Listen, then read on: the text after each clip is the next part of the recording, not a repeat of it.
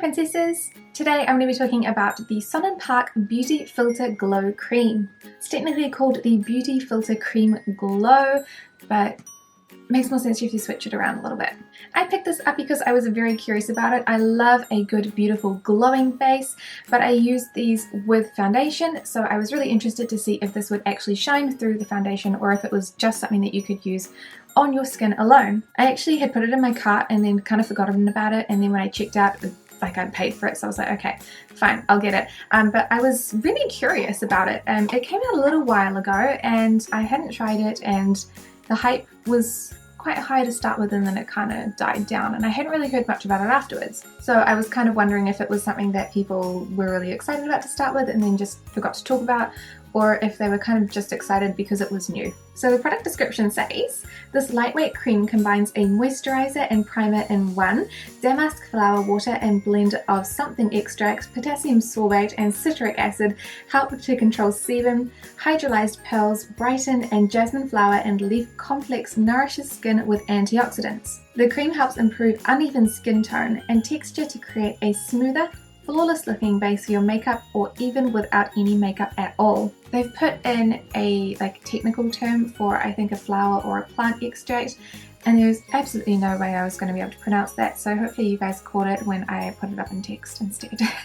So this beauty cream comes in a really cute jar. It's made of a really heavy plastic glass. I don't think it's actual glass, but it's like that really heavy frosted plastic looking glass. And it has a screw top lid, which makes it really easy to get to the product. It does come with a spatula so that when you get to the bottom or to the corners, which I assume is actually still square, so like this part is going to be a little bit tricky to get the cream out, but because it comes with a little spatula, it's going to be less troublesome. It has a really light powdery scent that I can't smell when I'm applying it to my skin, but if I'm actually sniffing the jar, I can smell it. So what I'm going to do with this cream is I'm going to apply it to this half of my face, and then I'm going to show you how it looks with bare skin, and then I'm going to show you how it looks with the foundation over top as well. So I'm going to take a pretty small amount of this and just spread it around this half of my face. You really don't need that much, and it's quite like a soft silicone texture, so it blends in really easily. The product goes a really long way, so even that small amount was probably a little bit too much for just one half of my face. I don't really feel like I need to use a brush for this, it's a cream, so I think it works better when I use my fingers to sort of melt it into my skin a little bit more. So that is the cream applied to this half of my face.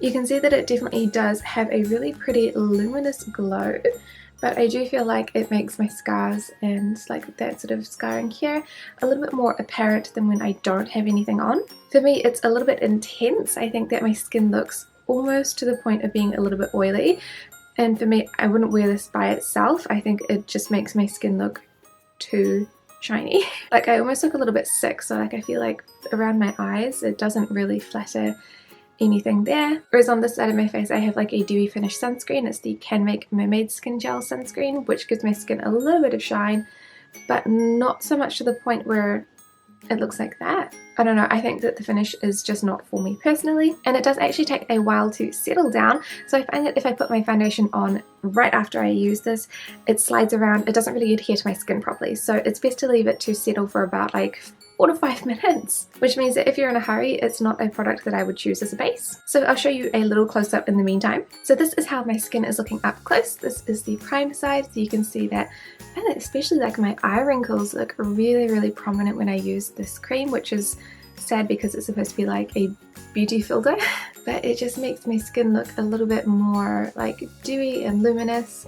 There's some parts that I think it looks good, so on this part of my cheek where I'd want a little bit of shine. So for foundation today, I'm going to be using the Clio Kill Cover Airwear Powder Foundation. This is in the shade number 2, and I'm going to use a small stippling brush. This is the buffing brush by Real Techniques, just to press it into my skin, and then I'm going to use a cushion puff to blend it out afterwards as well.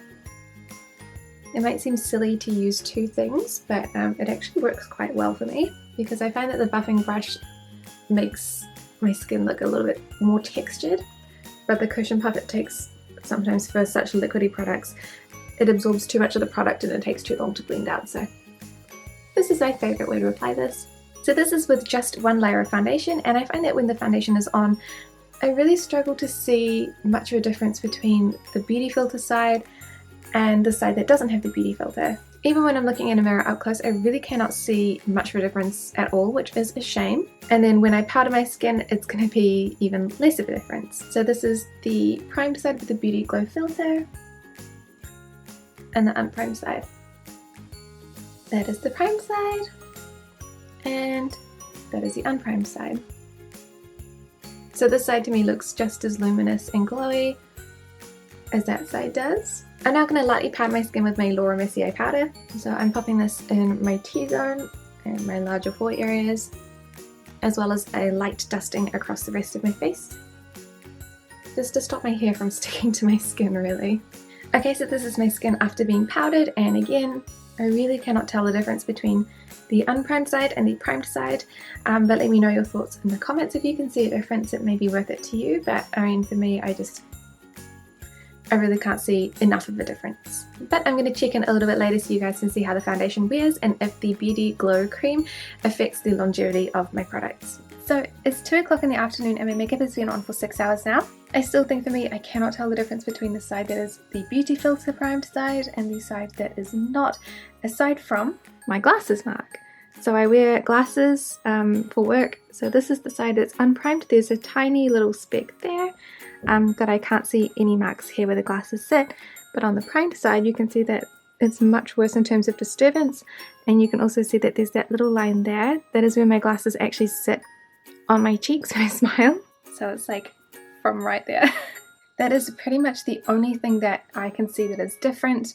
I personally just cannot see any difference between each side of my face, whether it's primed or unprimed. It looks the same to me. I don't know if it's because I've got bad eyesight, but even with my glasses on and close up, I just can't tell any difference. So I'm going to go to my afternoon school and I will check back in afterwards. Okay, so this is what the makeup looks like after 12 hours. I don't think that I can see a difference between the primed side or the unprimed side in terms of longevity at all.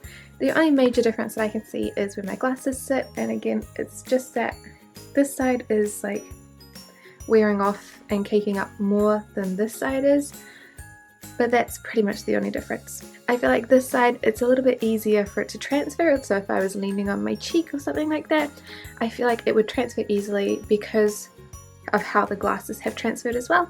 But if you're not touching your face, then it's not such a big deal. I still cannot see any difference in terms of glowiness from one side to the other side. I think for me and what I can see, it's pretty much exactly the same, but at least you know that it's not going to cause your makeup to break down more so than it normally would. I just think that for me, it doesn't really look any different if I put a foundation over the top of it. Unfortunately, this cream is not really for me. I think that it does make my skin look really glowy. I don't think that it looks like a filter or that my skin actually looks any better than it normally does. I actually think that it accentuates my pores personally, but that is just me. But it doesn't show up under my makeup at all, which is really, really disappointing because I don't use like a full coverage base apart from today. Like, your girl is pretty full coverage today because I'm only filming today and it's just kind of nice to get like a full glam sometimes. But when I tried this cream out, I tried it with a really lightweight base so that it could have the best chance of actually being able to shine through, and I didn't see any difference at all. I think I said that about 50 million times in the video, but I literally couldn't see any difference with the side that had been primed and the side that hadn't been primed. So for me, there's no purpose of using this as a primer because it didn't make my foundation look any better, it didn't make it apply any better. It literally made no difference at all. It does make my face dewy and that is really pretty, but for me it does accentuate my pores, so I don't personally like this one as a base without being used with makeup. But if I use it with makeup, I can't see it at all. So that is my reasoning behind me not liking the product that much. For me, it just doesn't work, but there are so many positive reviews on this cream. Like, everywhere I looked, I saw really like 100 out of 100 positive reviews. So, you know, I guess it's something that just comes down to preference. Just because I don't like it doesn't mean that you won't like it. There are plenty of really good reviews that say that they do love it and it makes their skin look filtered and it's beautiful and they can see it when they use makeup. Although when I did read the Soccer Glam post, someone called them out in the comments for using a reflector, so it's a thing that reflects light underneath to make their skin look glowier, and Soccer Glam's response was that the camera didn't pick up the glow, which is all well and good, but they had to, you know, put in the post that they did use a reflector, because otherwise you're kind of warping the results that the product gives you. For me, I couldn't see the glow underneath makeup in real life or on a camera. And so that is my review. Would I recommend this product? Yes, if you're going to be using it without any makeup on top. I think that it makes a really nice base if you want really, really glowy skin. If you have apparent pores, you may see those, but it is personal preference as to where you use it and how much you use. Would I recommend it with makeup? No, because all of the bases that I tried it with, I could not see any difference with using this product or without. Thank you guys so much for watching this review, and I will see you next time. Bye!